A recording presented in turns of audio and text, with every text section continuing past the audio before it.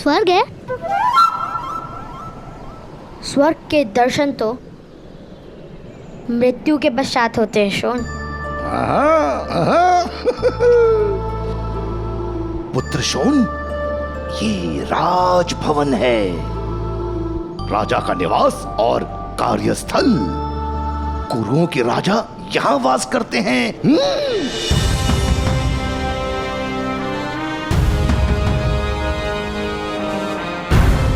राजा इतने बड़े भवन में रहते हैं तो देवता कितने बड़े भवन में रहते होंगे ताऊ?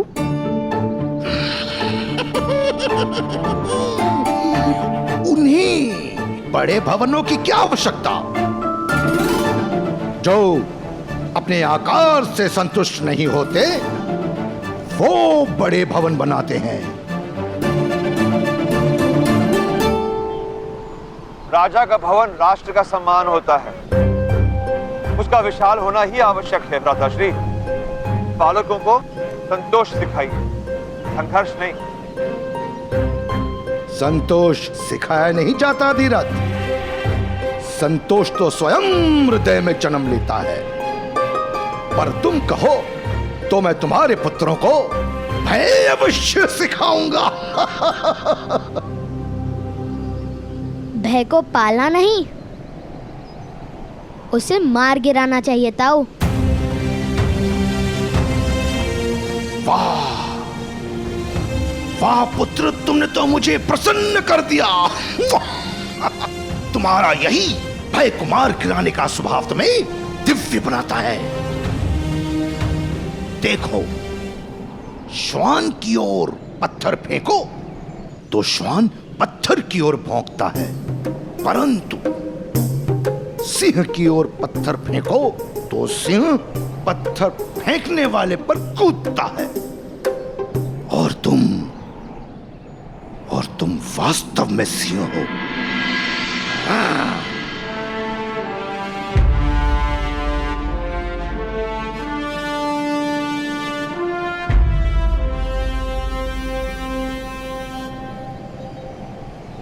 आज इस नगर को तुम देख रहे हो, शीघ्र ही ये सारा नगर तुम्हें देखेगा। नगर जन तुम्हें देखकर कहेंगे, देखो वो जा रहा है अधिरथ पुत्र कर्ण। अधिरथ पुत्र कर्ण?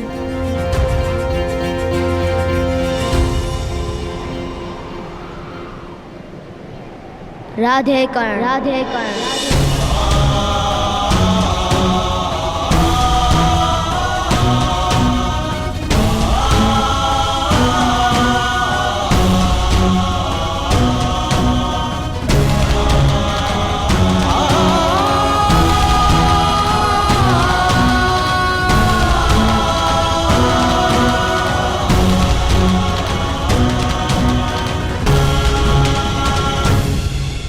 चले, अब हस्तिनापुर में प्रवेश लेने की अनुमति भी लेनी होगी हमें। तुम जाओ, मैं भुगत राम जाकर वृषभान से मिलूंगा।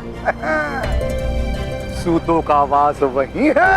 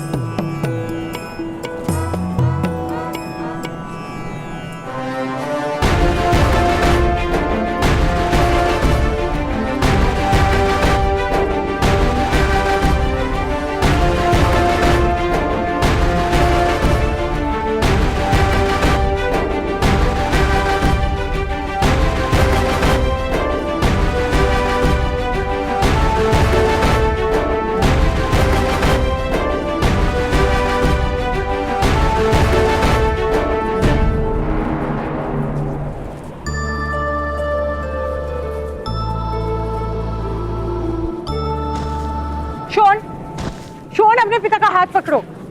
यहाँ बहुत लोग हैं, अन्यथा मार्ग से भटक जाओगे।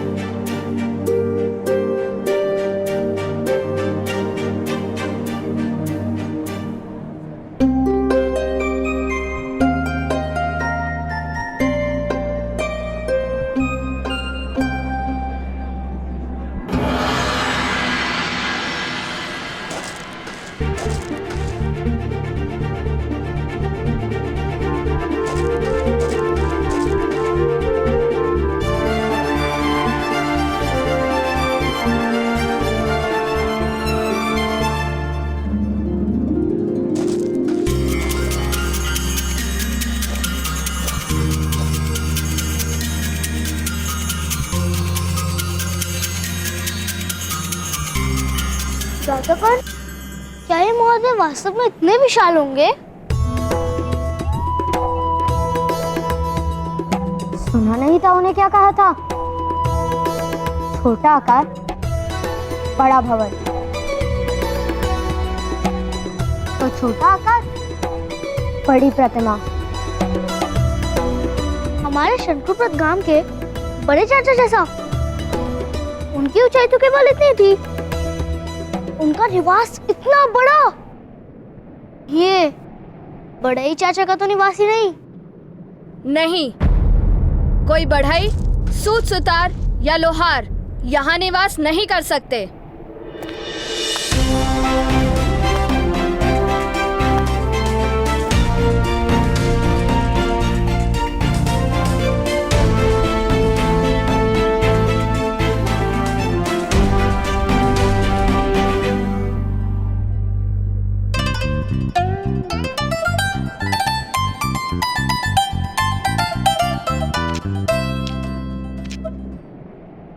राजभवन में केवल क्षत्रिय ही निवास कर सकते हैं।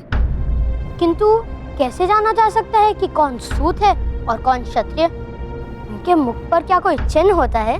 क्षत्रियों के मुख पर तेज होता है और उनके हाथों में शस्त्र होता है। तुम क्षत्रिय हो? नहीं, किंतु इस समय तो तुम भी क्षत्रिय नहीं। तुम्हारे हाथ में शस्त्र जो नहीं और मुख पर तेज भी नहीं, भ्राताश्री। वैसे तुम दोनों कौन हो? पहले तो कभी नहीं देखा। तुम्हारा नाम क्या है? मैं हूँ शोन और ये मेरे भ्राताश्री कर्ण। मेरा नाम सूचीपद है और मेरे पिता सेना नायक मदन जय की सेना में सैनिक हैं। तुम दोनों मदन जय महोदय को तो जानते हो ना? बहुत बड़े वीर हैं वो। अभी अभी आदिवन से 5 वनवासियों को बंदी बनाकर लाए हैं और गांधार के राजा शकुनी के हाथों उनका सम्मान होने वाला है। आदिवन? वहाँ के वनवासी तो पाताल में उतर गए। तुम किस प्रकार जानते हो? हम भी आदिवन से ही आ रहे हैं। वनवासियों ने हमें भी बंदी बना लिया था, किंतु हम मुक्त होकर आ गए। ओह, तब तो तुमने मदन जय महोदय का पराक्रम तो देखा ही होगा।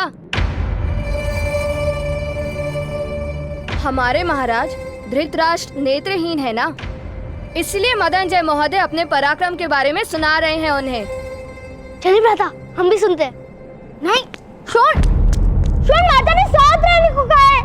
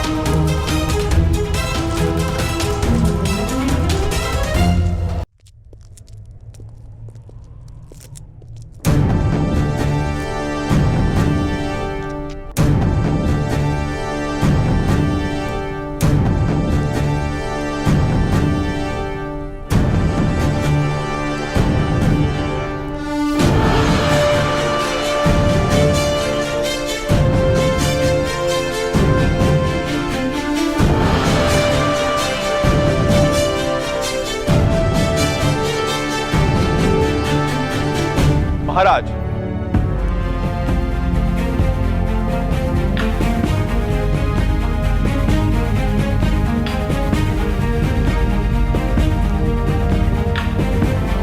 बड़ा विकराल था वो वन।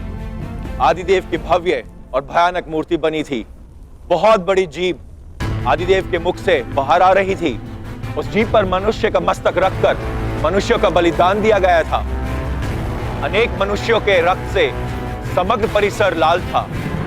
एक सूतों का परिवार बंदी बनकर डर से थरथरा रहा था। मैंने विचार किया कि हस्तिनापुर की महान सेना का सेनानायक सूत परिवार का रक्षण यदि नहीं कर पाए तो समाज हस्तिनापुर पर लालछन लगाएगा महाराज। 500 से अधिक वनवासी थे वहां महाराज, किंतु आपकी कृपा और प्रेरणा से आपका ये सेवक भयभीत नहीं हुआ। मैंने उन्हीं का शस्त्र खींचकर भीषण युद्ध किया महाराज।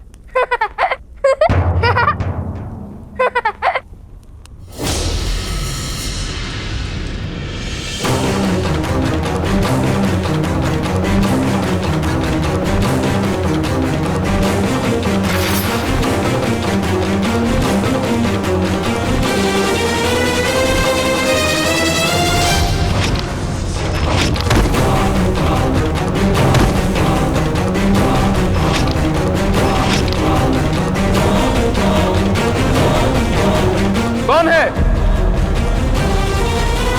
कौन है साहब? मोहन, किसने विक्षेप किया? क्षमा कर दीजिए महाराज, मेरा भाई कुछ अधिक हंसता है। मोहन,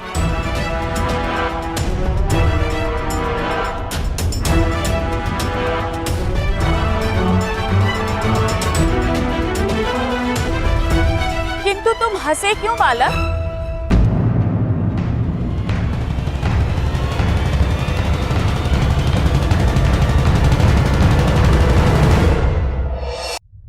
किंतु तुम हंसे क्यों बालक?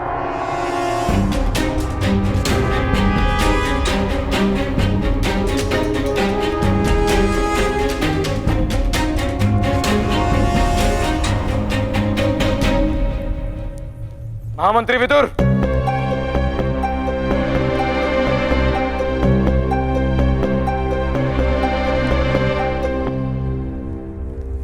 जी महाराज। बालकों, महारानी गांधारी ने तुमसे प्रश्न पूछा है, उत्तर दो।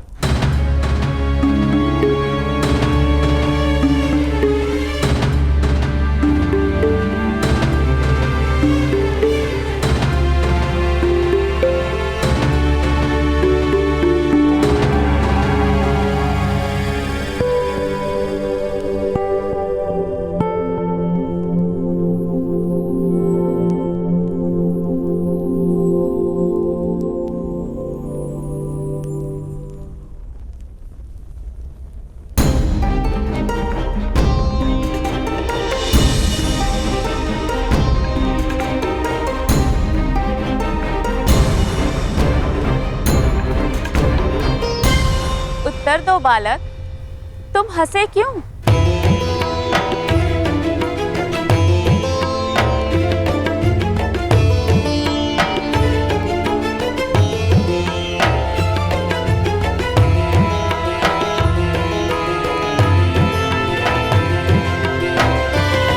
कर्ण, शोन,